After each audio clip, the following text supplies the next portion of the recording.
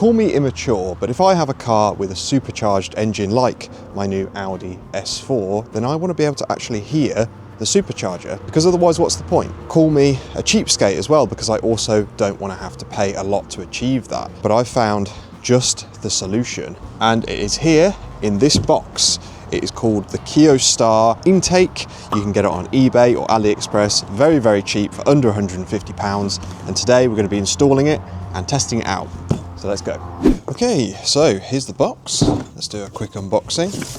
So that's what it looks like inside. As always, I'm going to put a link down in the description for this, so if at any point you decide you want to buy this for your S4 or any other car you've got, they do other intakes that are very cheap. This isn't sponsored or anything, this is just literally the cheapest intake I could find for my Audi S4. Here we have a load of connectors and bits and bobs, screws, clamps, all of that kind of nice lovely stuff. So pop that there. We have this, which has the KYOSTAR logo on it, and it is a hard intake pipe, which I quite like. I like that being a hard pipe rather than a silicone pipe, so that's quite cool. We have this little intake thing, which is for the secondary air pump. We have the actual surround for the intake, and of course we have the all-important big cone air filter. So there you go, look at that. So I'm going to unwrap all of this in 3, 2, 1. I'm terrible at these transitions. I'm sure that looked terrible. Anyway, here is all of the stuff. So the finish is actually really, really nice. If I just show you this here, it's got this sort of nice black crinkled finish on it. Considering this is the cheapest one that I could find on eBay, it seems really good so far. I don't know if it'll actually fit, but on first impressions, the quality seems really, really good. Really impressed, considering it's the cheapest one on eBay. So, right, I'm going to pull up a chair and I'm going to get to work. So the only real downside I can see to this kit so far is that there are no instructions. So I'm just going to go off of the picture on the listing and try and figure it out that way. I'm sure it can't be too difficult. And we'll start just by trying to assemble this. And to be honest, I'm probably not going to need the pictures on the listing because there's only so many ways that this can go. So I think we'll be fine. Let me just check it anyway. So yeah, I've literally just pulled the picture up on my phone, so I'm just going to follow that. Oh, good job I did look, because that is actually wrong. There we go, that's the right way around. So in this little baggie we have the screws and the nuts.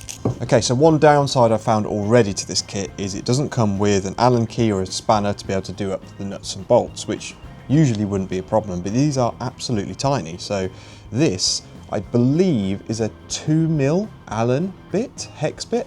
So I found an Allen key there that's 2mm, I think, and a 7mm spanner, which isn't too much of a problem. It's really the hex bit that's a problem, and I really would expect it to come with an Allen key, but it doesn't, so that's fine. Again, it is literally the cheapest intake kit you can get for this car, so I'm not too mad at it. I've just put some fingerless gloves on to help with my dexterity, because it is cold today.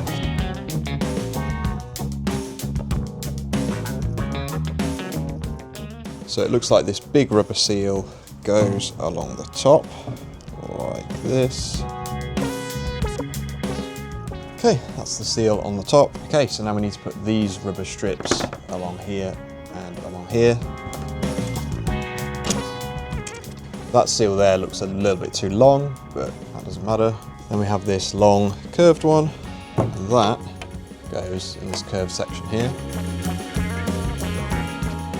Okay, and that's this rubber strip installed there, and usually these are just to sort of remove the sharp edges from stuff, but to be honest, there are no sharp edges at all. Everything is really smooth all the way around, so there's no way that there could be any sharp edges anyway, but yeah, I'm putting that on because yeah, it looks quite nice.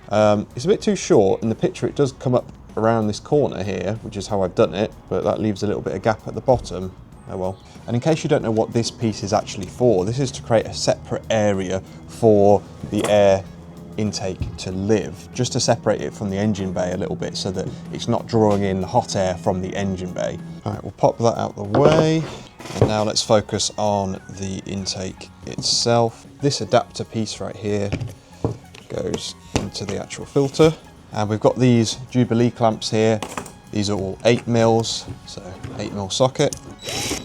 Before you ask, this is a very weak impact with a very weak battery, and so this isn't doing it up too tight before you say anything. Right, so moving on to the tube itself. So we have this silicone joiner piece, push that on there. So this isn't the one that goes to a downsizer. The downsizer goes onto the actual throttle body on the car, so that's for the other side. This is just a normal straight silicone pipe connector. So you have 3 Jubilee clamps that are the same size, so that is for this bit and for the big side of this reducing silicone pipe, and you've got one smaller one which goes on the downsized side. So I'm just going to put this metal hard pipe into the filter, but I am not going to tighten the clamp down yet. I'm just going to put it loose like that, because we still need to possibly adjust the orientation of this when we actually put it on the car. Put that clamp on there, put that reducer on, and now we're about ready to start taking apart the original intake from the car. So let's go and have a look. Okay, removing the original intake is not too difficult. You can just pry on these clips here to release this part at the front, like this. And you can just take this out. You're not going to need this again, so you can put that to one side. Now you have 2 Jubilee clips. You're going to need a 7mm socket or a flathead screwdriver to undo those. Now this hose here is clipped onto this pipe, so just gently pry the little cover off of it that holds it on, like that. Loosen that, and then remove this intake pipe from the airbox. There we go. And then just pull up on the airbox like this.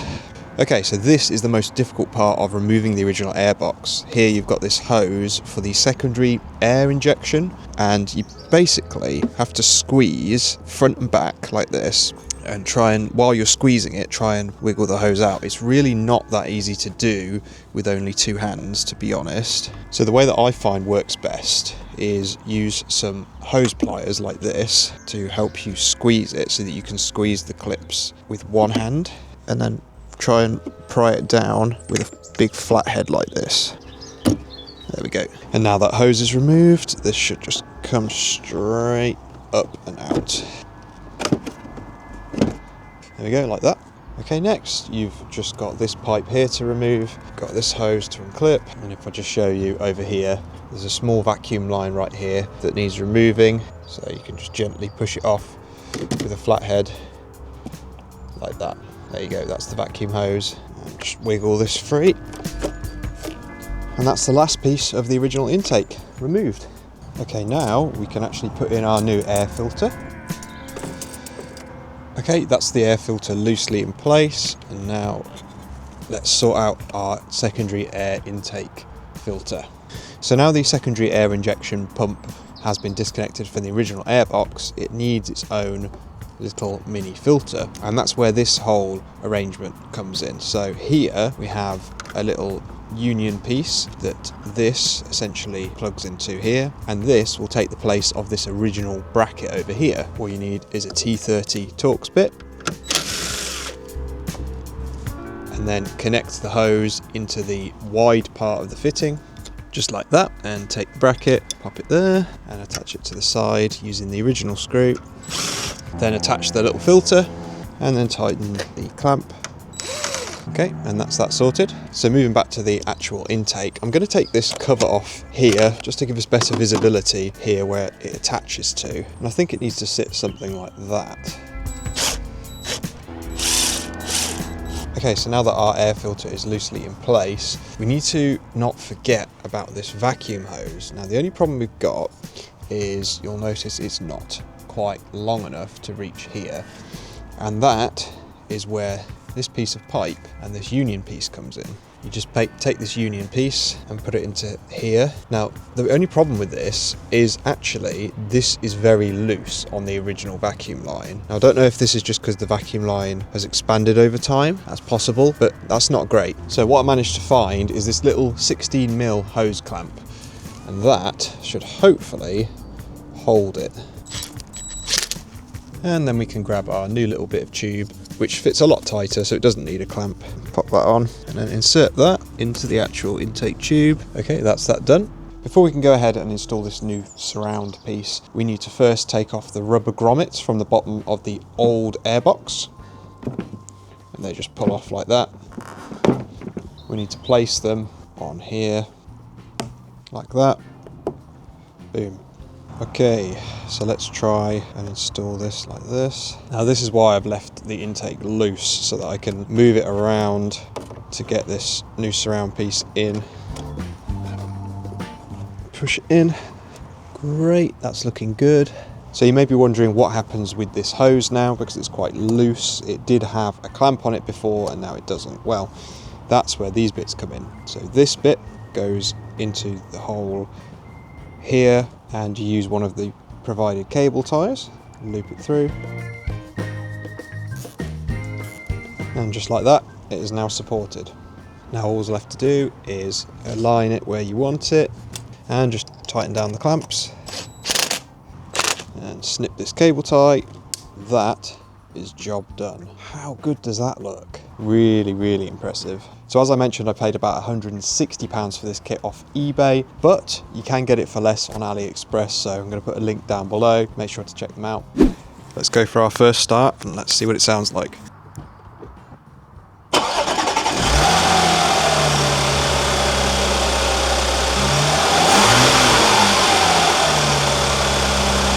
Sounding good.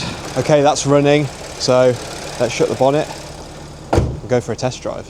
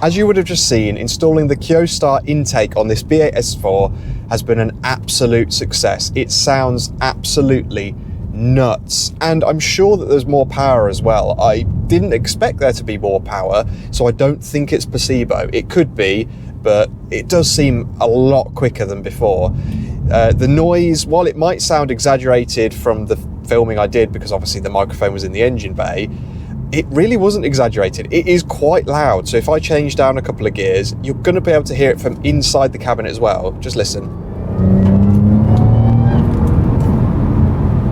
Yeah, it shifts and it sounds incredible. So I paid about £160 on eBay for this intake, and it's even cheaper than that on AliExpress. So this has to be, hands down, the best bang for buck modification you can do on a B8 or 8.5 S4 or any Audi with the 3-litre supercharged engine. It is just absolutely transformational, and for the cost, it's really, honestly, a no-brainer. It's really incredible. So I'm going to put a link down in the description below for this item on both AliExpress and eBay, and don't worry if you don't have one of these cars.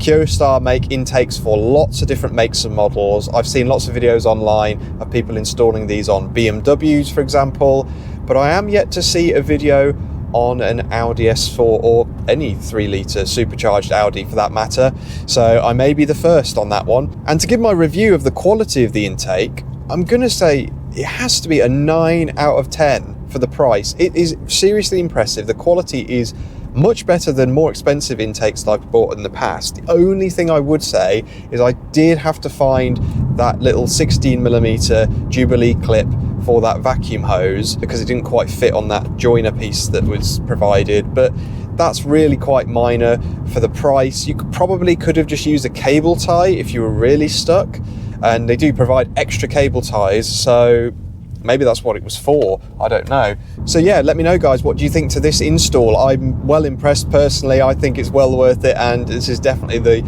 first go-to modification for any of these cars with the supercharged 3-litre V6 engine. It's just an absolute no-brainer, because who buys a supercharged engine without actually wanting to hear the supercharger? That's the whole point in my mind. I don't know why manufacturers spend so much time developing an intake that has so many baffles and silencers in it, essentially, to mute the sound of the supercharger, when really that's what we want to hear. And to be honest, whilst cruising at just normal speeds, you can't hear it at all. It's only when you put your foot down do you really hear it, and that's what you want. I'll never understand it. But anyway, maybe there's some rules and regulations about noise, because it is definitely audible on the outside of the car as well. It sounds incredible, to be honest. Right, well, that's it for this quick video, guys. Thank you very much for watching. I'll catch you guys next time.